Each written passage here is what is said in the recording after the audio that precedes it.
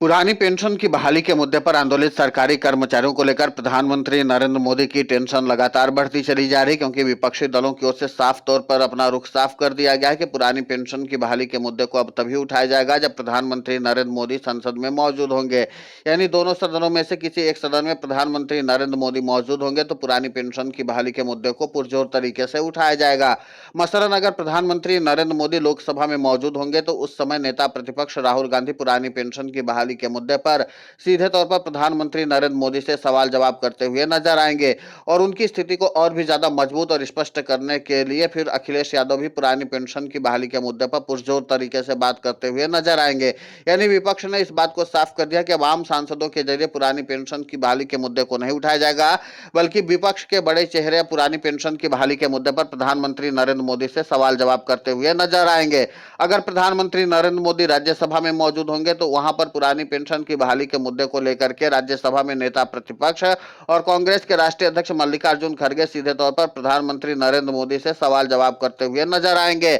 उनकी स्थिति और भूमिका को और भी ज्यादा स्पष्ट और मजबूत करने के लिए आम आदमी पार्टी के कद्दावर नेता और सांसद संजय सिंह सीधे तौर पर सवाल जवाब करेंगे प्रधानमंत्री नरेंद्र मोदी से। यहां पर ध्यान देने वाली बात यह कि संजय सिंह ने पहले भी पुरानी पेंशन की बहाली के मुद्दे पर आंदोलित सरकारी कर्मचारियों और सीएपीएफ के जवानों की पुरानी पेंशन को लेकर के भी पहले से ही चर्चा कर चुके हैं और सवाल उठा चुके हैं। लेकिन अगर प्रधानमंत्री नरेंद्र मोदी मौजूद होंगे तो संजय सिंह पुरानी पेंशन की बहाली के मुद्दे पर प्रधानमंत्री नरेंद्र मोदी से सवाल जवाब करने में परहेज नहीं करेंगे। तो कुल मिलाकर के यह है कि विपक्षी दलों की ओर से पुरानी पेंशन की बहाली के मुद्दे को इस तरीके से हवा दी जाएगी ताकि प्रधानमंत्री नरेंद्र मोदी पर दबाव बनाया जा सके, और इसी के नाते से विपक्षी दलों ने इस तरीके की रणनीति तैयार कर ली कि अब बड़े चेहरे के जरिए पुरानी पेंशन की बहाली के मुद्दे को उठाया जाए, न कि आम सांसदों के जरिए, क्योंकि आम सांसदों के जरिए पुरानी पेंशन की बहाली के मुद्दे को कई बार उठाने की कवायद की गई थी, लेकिन वित्त मंत्री निर्मला सीतारमण या वित्त राज्य मंत्री के तरफ से एक लिखित जवाब रटा रटाया वाला आ जाता था, जिसके नाते से न तो सरकारी कर्मचारियों को कोई संतोष होता था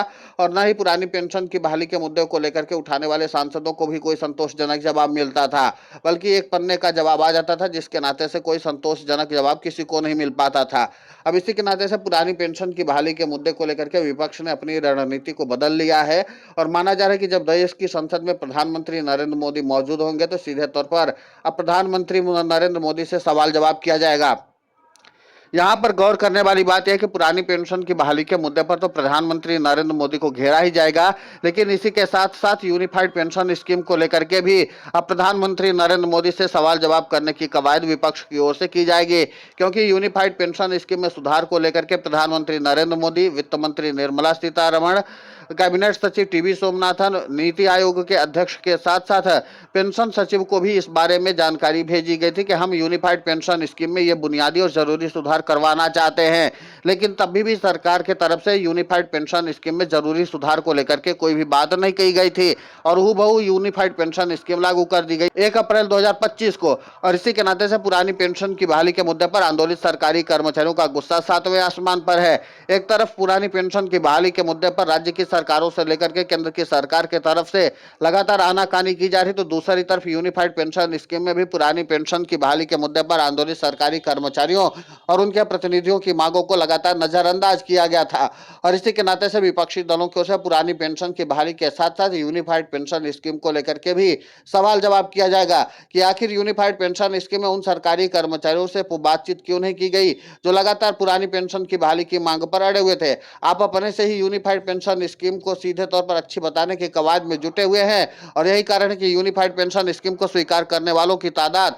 बेहद कम है और वो लगातार यूनिफाइड पेंशन स्कीम का बहिष्कार और विरोध कर रहे हैं। तो कुल मिलाकर के यह कि यूनिफाइड पेंशन स्कीम में भी प्रधानमंत्री नरेंद्र मोदी को जवाब देना पड़ जाएगा। आपको बता दें कि यूनिफाइड पेंशन स्कीम प्रधानमंत्री नरेंद्र मोदी की महत्वाकांक्षी पेंशन योजना है और जिसके नाते से पुरानी पेंशन की बहाली के मुद्दे पर आंदोलित सरकारी कर्मचारी लगातार इसका विरोध भी कर रहे हैं, क्योंकि इनमें उनके अधिकारों का उल्लंघन सीधे तौर पर हो रहा है। तो पुरानी पेंशन की बहाली के मुद्दे को लेकर के विपक्षी दलों के साथ साथ पुरानी पेंशन की बहाली के मुद्दे पर आंदोलित सरकारी कर्मचारी आक्रामक रुख अख्तियार कर चुके हैं हैं और 1 अगस्त 2025 को पुरानी पेंशन की बहाली के मुद्दे पर आंदोलित सरकारी कर्मचारियों ने राष्ट्रव्यापी तौर पर रोष मार्च निकाल करके प्रधानमंत्री नरेंद्र मोदी को चेतावनी भी दे दिए हैं। तो कुल मिलाकर के पुरानी पेंशन की बहाली के मुद्दे पर बार पार की लड़ाई लड़ने की कवायद में सरकारी कर्मचारी जुटे हुए हैं और लगातार सरकारी कर्मचारी सड़क पर संघर्ष कर रहे हैं। अब संसद में तो संघर्ष तभी हो पाएगा जब प्रधानमंत्री नरेंद्र मोदी खुद मौजूद होंगे और इसके बाद विपक्ष के सवालों का